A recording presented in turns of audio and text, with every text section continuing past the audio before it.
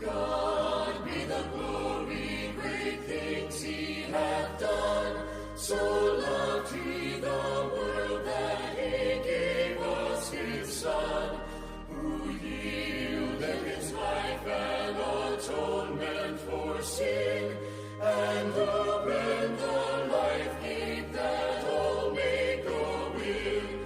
Praise the Lord, praise the Lord, let the earth hear his voice. Praise the Lord, let the people rejoice.